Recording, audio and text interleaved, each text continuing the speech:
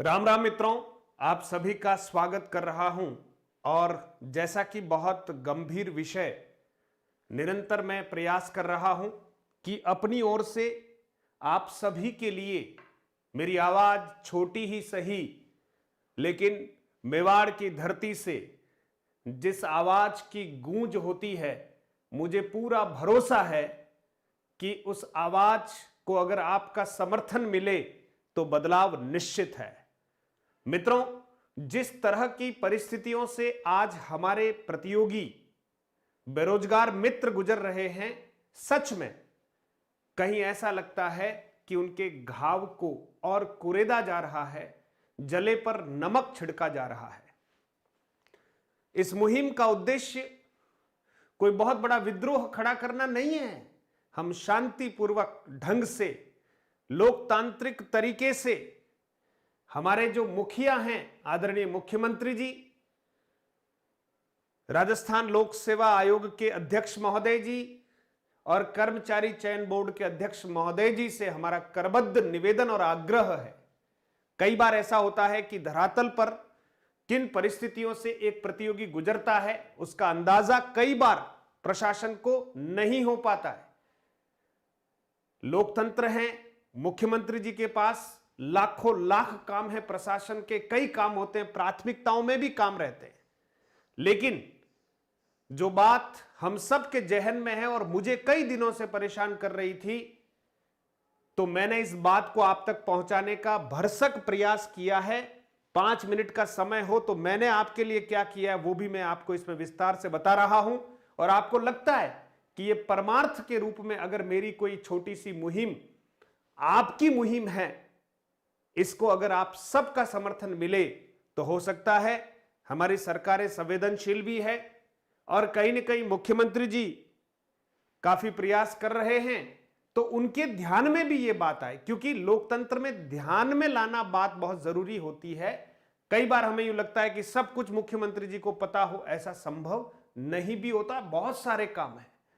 लेकिन यह भी प्रतियोगी और बेरोजगारों से जुड़ा हुआ एक बहुत बड़ा मुद्दा है। लगता है कि कुछ वर्षों से तो शायद इस पर अपन बात नहीं कर रहे थे, नई नई प्रक्रियाएं थी, सब समझ रहे थे, लगता था कि चलो ठीक है, लेकिन अति हो गई साहब। एक पेपर में अगर 20 प्रश्नों पर कोई बच्चा आपत्ति लगा रहा है तो अब सोचने की आवश्यकता है। किसी पेपर में 10 प्रश्नों पर अगर एक बेरोजगार युवा जो है वो आपत्ति लगा रहा है, तो आखिर इतनी आपत्तियां आने के बाद हम सजग क्यों नहीं हो रहे हैं? ऐसा अनुमान है कि लगभग 5 लाख से अधिक आपत्तियां अभी थर्ड ग्रेड के लिए लग चुकी है। अब ऑफिशियल आंकड़ा तो बोर्ड के पास ही होगा।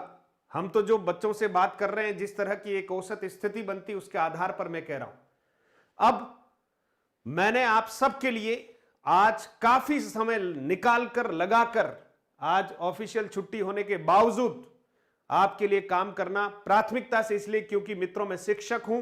आप जिस दर्द से गुजर रहे हैं, हमें शायद उस दर्द, इस प्रकार के दर्द से गुजरने का अवसर तो नहीं मिला, क्योंकि हमारे पास इतना आंसर की और हमारे समय में इतने ऑब्जेक्शन ने, ऐसा कुछ था ही नहीं। जो होता था पता नहीं, ऊपर ही ऊपर सब खत्म हो जाता था, हमें पता ही नहीं चलता था।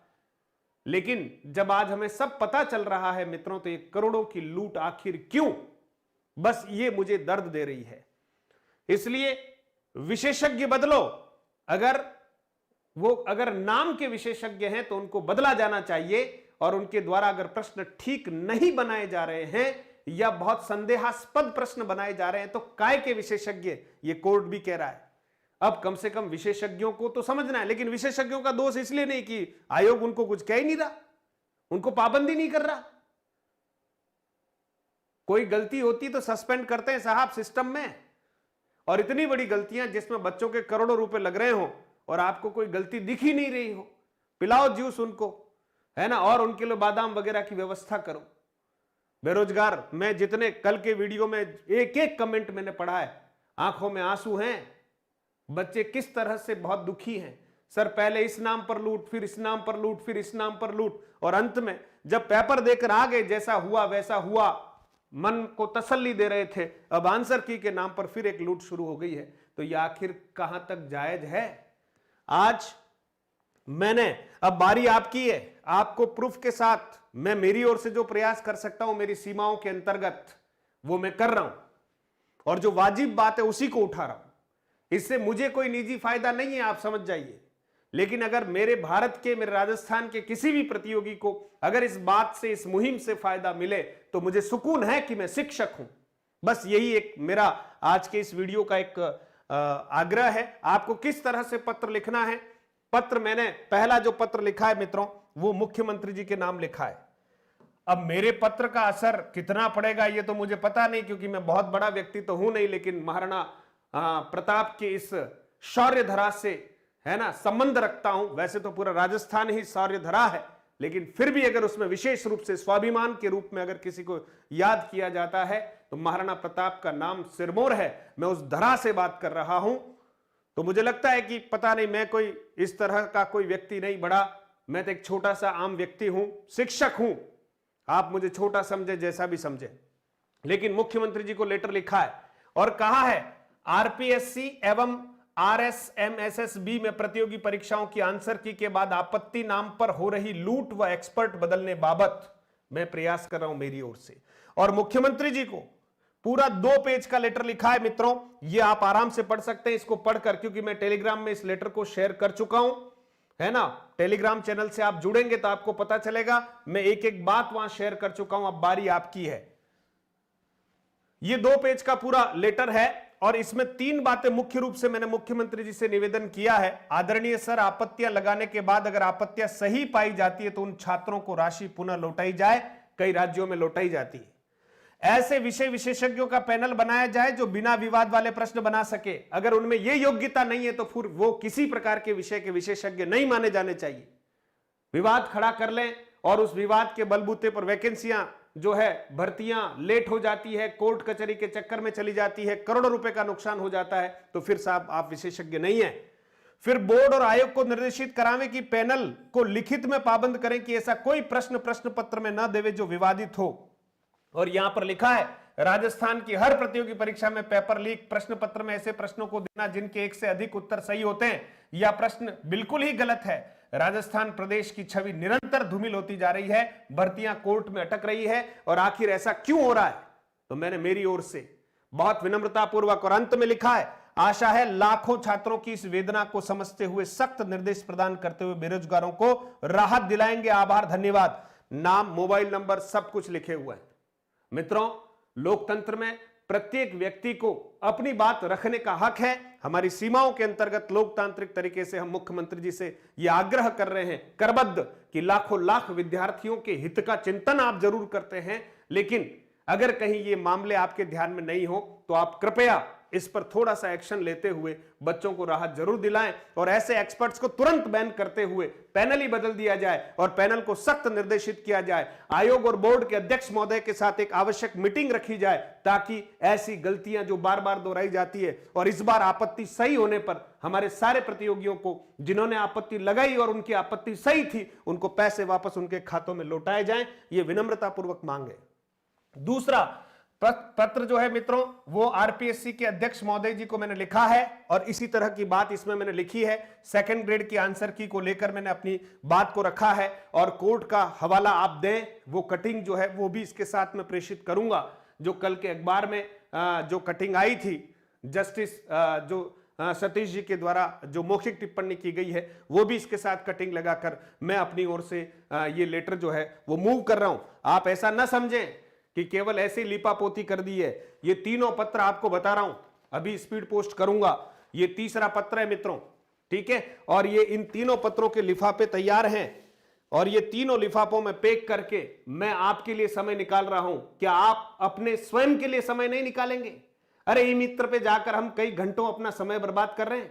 मैं सड़कों पर निकलने के लिए आपसे नहीं कह रहा, मैं केवल सोशल मीडिया के माध्यम से, है ना, आपको ये पत्र, 3 पत्र आपको कम से कम लिखने हैं। पहला पत्र मुख्यमंत्री जी को लिखेगा, दूसरा पत्र आरपीएससी के जो हमारे चेयरमैन है उनको लिखेगा, और तीसरा पत्र जो है अपने बोर्ड के अध्यक्ष जी हैं हरिप्रसाद जी शर्मा, उनको जरूर लिखिएगा।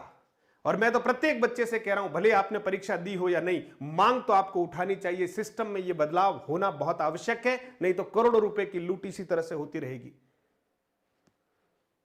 तीसरा पत्र मित्रों मैंने आपसे लिखा है अध्यक्ष महोदय, कर्मचारी चयन बोर्ड जयपुर को लिखा है।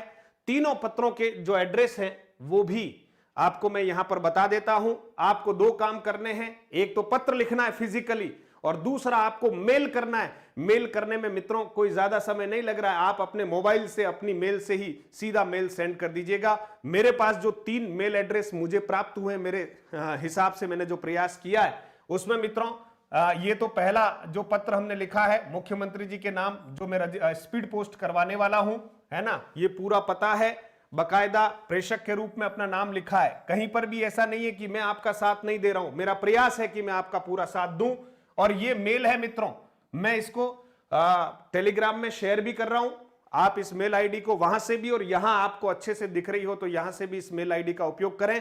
आपको पत्र फिजिकली भी भेजना है मित्रों स्पीड पोस्ट से, 50-100 रुपए और सही, जहां 1000 रुपए आपने दाव पर लगाए। हो सकता है कि आप मुख्यमंत्री जी का ध्यान इस पर चला जाए तो आपत्ति सही अगर आपकी पाई जाती तो पैसा आपको लौटाने की प्रक्रिया संभव है, आप अगर जग जाएंगे और भविष्य में इस तरह की पुनरावृत्ति नहीं होगी। विषय विशेषज्ञों को निश्चित तौर पर पाबंद किया जाएगा कि आप इस तरह का काम नहीं करेंगे। तो मित्रों आपको ध्यान रखना है, बारी आपकी है, मैंने अपनी ओर से काम कर लिया है। ये मैंने लिखा है, हमारे जो कर्मचारी चयन बोर्ड के अध्यक्ष जी हैं उनको ये पूरा एड्रेस है ना, और ये एक मेल आईडी मुझे जो मिली वो मेल आईडी आपके सामने है। और तीसरा जो लिखा है मित्रों अध्यक्ष जी हमारे आरपीएससी के, और आरपीएससी की ये एक मेल आईडी है जो यहां पर है। आपको पत्र लिखना है और मेल भी करना है। आज ही दोनों कामों को आप कर लीजिएगा और सोशल मीडिया पर आपके जितने भी मित्र हैं उन सभी मित्रों को इस बात को शेयर कीजिएगा और आगाह कीजिएगा। साथ ही साथ एक विनम्र अपील मैं करूंगा, विनम्र अपील मेरे सभी साथियों से करूंगा कि हम अगर ऑनलाइन और ऑफलाइन हम अपने बच्चों को मार्गदर्शन देने का प्रयास कर रहे हैं। आपका ये जो चैनल है, छोटा सा चैनल है मधुरम हिंदी के नाम से, और आपको ये भी पता है मित्रों कि हमारा जो परिवार है अभी 23-24 हजार बच्चों का ही परिवार है। मैं बहुत बड़ा किसी तरह का दावा नहीं कर रहा, हम बहुत छोटे प्लेटफॉर्म पर हैं, लेकिन मन में भाव बहुत बड़े हैं। प्रयास सख्त करने की आवश्यकता है और ये बात मेरे ध्यान में आ गई, आपको मैंने पहुंचा दी है। अगर ये छात्र हित की बात, ये प्रतियोगी के हित की बात, हमारे सभी यूट्यूबर जितने भी हमारे साथी हैं जिनके पास बहुत बड़ी संख्या है, बहुत बड़ा बल है उनके पास छात्रों का, मैं उन सबसे करबद्ध आग्रह करता हूं कि एक छोटा सा वीडियो और संदेश अपने सभी विद्यार्थियों को इस निमित्त दें। नहीं तो हर परीक्षा में आपत्तियां लगती रही है, लगती रहेगी, और बच्चे इसी तरह से 100-100 रुपए देकर, अरे 100 रुपए तो एक प्रश्न के देने हैं साहब, जिन्होंने 20 प्रश्नों पर आपत्ति लगाई होगी। आप कल्पना कीजिए थर्ड ग्रेड में जहां बच्चों ने 2 विषयों में परीक्षा दी होगी, लेवल फर्स्ट भी दिया होगा, लेवल सेकंड में भी अगर उन्होंने 2 विषयों की परीक्षा दी होगी तो साहब उनके टोटल कितनी परीक्षाएं हो गई? 3, और 3 प्रश्न पत्रों में वो आपत्ति लगाएंगे तो आप अंदाजा लगाइए एक बच्चे ने 2-3 हजार रुपए वहां खर्च किए कि नहीं किए। इसलिए हमें उन बच्चों के दर्द को समझना है और संगठन में शक्ति है। आप घर बैठे ही सही ये 2 काम आज करेंगे तो मुझे लगता है ये 2 छोटे छोटे वीडियो आपके निमित्त मैंने बनाए थे, आपका भरपूर प्रेम इन दोनों वीडियोस को मिला है। अब मेरे को ये सब वीडियो व्यू बढ़ाने के लिए नहीं बनाना है मित्रों, मैं 1.5 साल से इस प्लेटफॉर्म पर काम कर रहा हूं। 900 के आसपास वीडियो मैंने इस प्लेटफॉर्म पर डाल दी है। मैं ये कोई दावा नहीं करता कि मेरे 1 लाख, 2 लाख, 5 लाख सब्सक्राइबर हो जाए, मुझे इससे कोई दिक्कत नहीं है। मैं राज्य की सेवा में हूं और बहुत अच्छे से प्रयास भी कर रहा हूं मित्रों। बस जो बात मेरे ध्यान में आई और मुझे लगा कि यहां पर मुझे आपके लिए आवाज उठानी चाहिए, मैंने मेरा एक विनम्र प्रयास किया है। और सभी यूट्यूबर साथियों से भी मैं निवेदन करूंगा जो शिक्षा के क्षेत्र में काम कर रहे हैं, वो अपने अपने प्लेटफॉर्म के माध्यम से इस बात को जरूर आयोग तक, बोर्ड तक और हमारे मुख्यमंत्री जी तक पहुंचाएं। आपको जहां मौका मिलता है जनप्रतिनिधियों से आप मिलें इस पत्र के साथ, आपको जहां ज्ञापन देना दें, क्योंकि लोकतंत्र में यही तरीका है जिसके माध्यम से आप ध्यान आकृष्ट कर पाएंगे। अपने जनप्रतिनिधियों को भी अवगत कराएं। आप 50, 100, 200 की संख्या में मिलकर जनप्रतिनिधियों को इस बात से अवगत कराएं कि साहब यहां पर एक अनावश्यक लूट हो रही है। ऐसे विषय विशेषज्ञों का बहिष्कार किया जाए। मुझे बहुत दुख होता है अगर पेपर बनाने का काम अगर अनुभवी लोगों को, अनुभवी का अर्थ यहां वो नहीं है कि विषय को बहुत जोरदार समझता हो, अनुभवी का अर्थ यह है कि प्रतियोगियों के दर्द को समझते हुए, है ना, आप प्रश्न कठिन बनाए या सरल, हमें कोई आपत्ति नहीं है। हमारा बच्चा उस परीक्षा को देने के लिए तैयार है। लेकिन साहब एक प्रश्न के 3 उत्तर कैसे सही हो सकते हैं, एक प्रश्न के 2 उत्तर कैसे सही हो सकते हैं, आपने विकल्प गलत कैसे बना दिया, उसमें चारों में से उसको उत्तर सूझ ही नहीं रहा है और बाद में पता चला कि यह प्रश्न डिलीट हो गया। मैं तो कल के वीडियो के जब कमेंट पढ़ रहा था उसमें बहुत सारे बच्चे कह रहे हैं कि सर इस बार थोड़ा सा आशा थी और ये आशा जो है वो धूमिल होने वाली है। तो मेरा आग्रह है, बहुत सारे बच्चों ने कर्ज लेकर ये काम किया है, उन बच्चों के दर्द को जरूर समझा जाए और उन बच्चों के दर्द को, क्योंकि उनके फिर 1000 रुपए लग गए। क्या दोष है उनका? वो परीक्षा दे रहे, ये दोष है? भारत के युवा है प्रतियोगी, ये दोष है उनका? और उनका पेपर बनाने वाले जितने भी विषय विशेषज्ञ हैं वो आराम से बैठेंगे और आपत्तियों पर आपत्तियां लगती रहेगी। ये कहां का न्याय है साहब? मुझे इस बात की पुष्टि चाहिए और आप सभी मित्रों से आग्रह करता हूं, समय निकालिए, नहीं तो बात खत्म हो जाएगी। और मैं ये अंतिम वीडियो बना रहा हूं इस संदर्भ में, अब इस पर बात नहीं करूंगा मैं, क्योंकि अब बात आपको ही करनी है। मेरा जो प्रयास था, मैं मेल भी कर रहा हूं और मैं ये पत्र भेज भी रहा हूं और आपसे आग्रह करूंगा, अगर आप ट्विटर पर कोई अभियान चलाते हैं तो लूट बंद करो, लूट बंद करो, ठीक है? और दूसरा, आप हैशटैग यूज करके जैसा भी आप करना चाहते हैं, जितने भी हमारे बेरोजगार संघ के जितने भी जिला लेवल पर जो अध्यक्ष हैं, है ना, और राजस्थान पर जो बेरोजगार संघ का नेतृत्व करते हैं उपेंद्र भाई यादव, उनसे भी आग्रह करूंगा, विषय विशेषज्ञ बदलो, बहुत पुराने हो गए, बदलो, उनको जंग लग गया है। ऐसे लोगों की जरूरत नहीं है जो अपने आप को विषय विशेषज्ञ कहलाते हैं और ऐसे प्रश्न बच्चों के सामने रख देते हैं जिससे उन बच्चों को मानसिक रूप से बहुत प्रताड़ना होती है। कोर्ट भी इस बात को स्वीकार कर चुका है कि ऐसे विशेषज्ञ कहां से आ गए, ये क्या ओपिनियन दे रहे हैं? पहले ही तो परीक्षाएं बहुत लेट होती है और फिर ये विषय विशेषज्ञ जो है वो अड़ंगा अटका रहे हैं अपने पेपर बनाकर। तो मित्रों, मेरा आपसे आग्रह है, इस मुहिम को समर्थन आपको ही देना है और अगर आपको लगता है कि ये मुहिम आपके लिए और वाजिब है तो साथ दीजिए, स्वयं का साथ दीजिए और मैंने जो आवाज उठाई है उस आवाज को हर विद्यार्थी तक पहुंचा दीजिएगा। मैं ये नहीं कह रहा हूं कि इस चैनल को सब्सक्राइब कीजिए, मत कीजिए चैनल को सब्सक्राइब, ये आपकी इच्छा है यार, लेकिन कम से कम अपने लिए जाग जाइए। जब आप संगठन के रूप में खड़े नहीं होंगे, जागेंगे नहीं, तो व्यवस्थाएं बिगड़ती जाएगी, करोड़ों रुपए इसी तरह से हमारे बर्बाद होते जाएंगे, है ना? आप सब जाग जाएंगे, ऐसा मेरा आप सबसे विनम्र अनुरोध है। बहुत बहुत धन्यवाद मित्रों, मैंने अपना काम कर दिया है, बारी आपकी है, आप जरूर कीजिएगा। और हमारे जितने भी YouTube के दूसरे साथी हैं, शिक्षक हैं, अगर आपका उनसे सीधा संपर्क है तो आप उनसे आग्रह कीजिएगा कि इस तरह का एक वीडियो, एक मुहिम जो है वो भी अपनी ओर से चलाएं। और उपेंद्र भाई से विशेष रूप से आग्रह करता हूं कि आप जो हैं सारे बेरोजगारों का नेतृत्व करते हैं, मैं तो शिक्षक हूं, मैं कोई नेतृत्व करता नहीं हूं, मैं अपनी ओर से अपनी बात आप तक पहुंचा रहा हूं और शायद आपको भी इस बात पर संज्ञान होगा, तो आप इस बात को जरूर उठाइए। आपकी बात को सरकार के द्वारा, आयोग के द्वारा, बोर्ड के द्वारा सुना जा रहा है, एक प्रयास ये भी कर लीजिए ताकि कहीं सिस्टम में सुधार हो जाए और करोड़ों रुपए हमारे बच्चों के जो अपव्यय हो रहे हैं वो बंद हो जाएं और उन बच्चों को जो दूर दराज के क्षेत्रों में बैठे हुए हैं, एक एक पैसे के लिए बड़े परेशान हैं, उनसे इस तरह से आंसर की और आपत्तियों के नाम पर ये जो लूट है वो बंद होनी चाहिए, विषय विशेषज्ञ बदले जाने चाहिए। जय हिंद, जय भारत मित्रों।